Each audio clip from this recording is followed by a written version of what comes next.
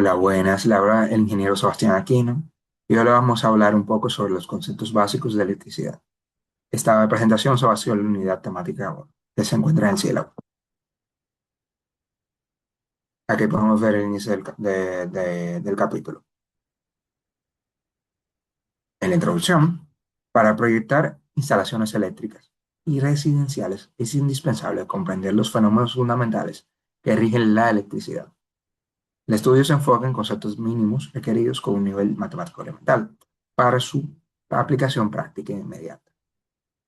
Una analogía, que podemos verla así como un arquitecto debe conocer la resistencia de los materiales antes de construir, el ingeniero debe conocer cómo se comporta la energía para evitar incendios o fallas.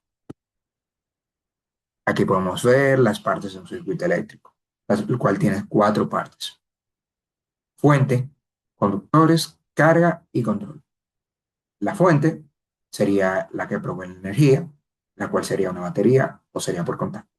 Los conductores son los que transportan los electrones, la cual sería los alambres. La carga es la que consume la energía, sería la lámpara o un motor.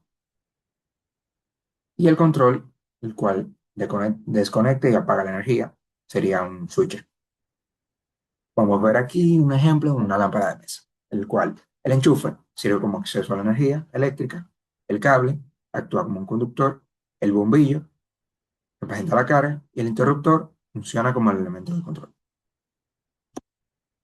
Ahora vamos con la corriente eléctrica, la cual es la intensidad del flujo de electrones que pasan por un punto en un segundo. Esta se mide por amperes, se representa con la A. Se utiliza el amperímetro para medirla, conectándolo siempre en serie. Un pequeño cálculo podemos ver aquí, un flujo de 6.24 por 1018 electrones por segundo equivale exactamente a un ampere. Ahora vamos con el voltaje o diferencia de potencia, que no es más que la presión eléctrica que obliga a los electrones a circular. Esta se mide con un voltímetro conectado en paralelo, siempre en paralelo. Aparte, el voltaje estándar que nos dan las distribuidoras eléctricas, como son el de sur, el de norte y el de este, son entre 110 y 120 voltios, con una frecuencia de 60 Hz. Ahora vamos al concepto de resistencia eléctrica, el cual es la propiedad de un circuito de oponerse a la corriente. Esto se mide en ohmios y los factores que afectan son la longitud, el transversal, el material y la temperatura. Ahora vamos con la teoría. Esta relaciona las tres magnitudes fundamentales de un circuito: la energía, la resistencia y la corriente. Su fórmula sería energía, que es igual a resistencia por corriente.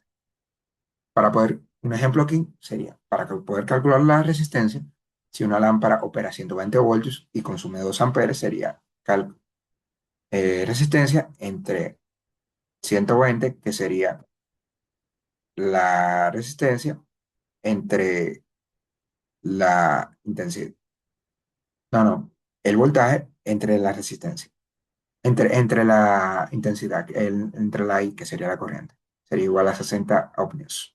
Aquí tenemos, para calcular la corriente, si un calentador de 20 ohmios se conecta a 120, daría igual a 6 amperes, porque se divide. Ahora vamos con la potencia y la energía eléctrica. La potencia es la rapidez con la que se realiza un trabajo eléctrico. Su unidad son los vatios o watts. Y su fórmula sería potencia es igual a energía por intensidad. O intensidad, corriente eléctrica, perdón. Un pequeño ejemplo aquí, una plancha conectada a 120 voltios que demanda 10 amperes tiene una potencia de 1270 watts. Ahora, la medición de la potencia. Para medir la potencia de forma directa se utiliza el voltímetro, el wattmetro o el voltímetro.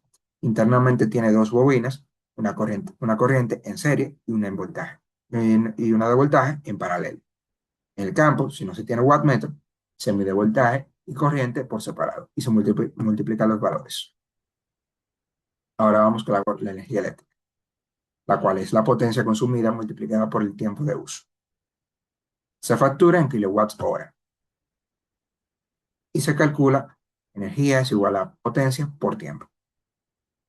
Por ejemplo, si usa 6 focos de 10 watts por 8 horas al día durante 30 días, entonces sería igual a 144.000 watts hora. Eso se puede equivaler a 140, eso equivale a 144 kilowatts hora. Ahora, ahora vamos con los circuitos en conexión serie, los cuales tienen como característica que la corriente es la misma en todos sus puntos, pero si se quita un elemento, se interrumpe todo el circuito, como las series navideñas, como puede ser los focos navideños. Si se funde uno, la serie se apaga completa.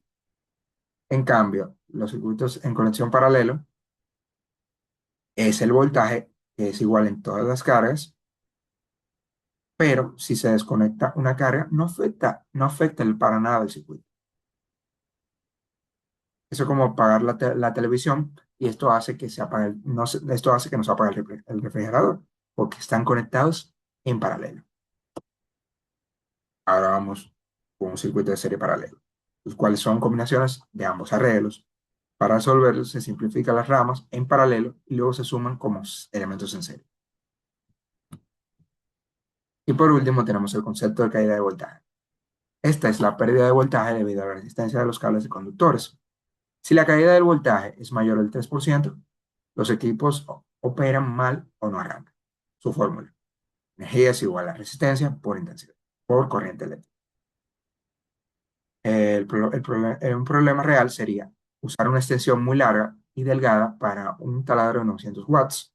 El taladro pierde fuerza porque el voltaje que le llega es menor a 120 voltios. Entonces, se pierde más del 3% del voltaje. Espero que le haya gustado. Muchas gracias por escuchar.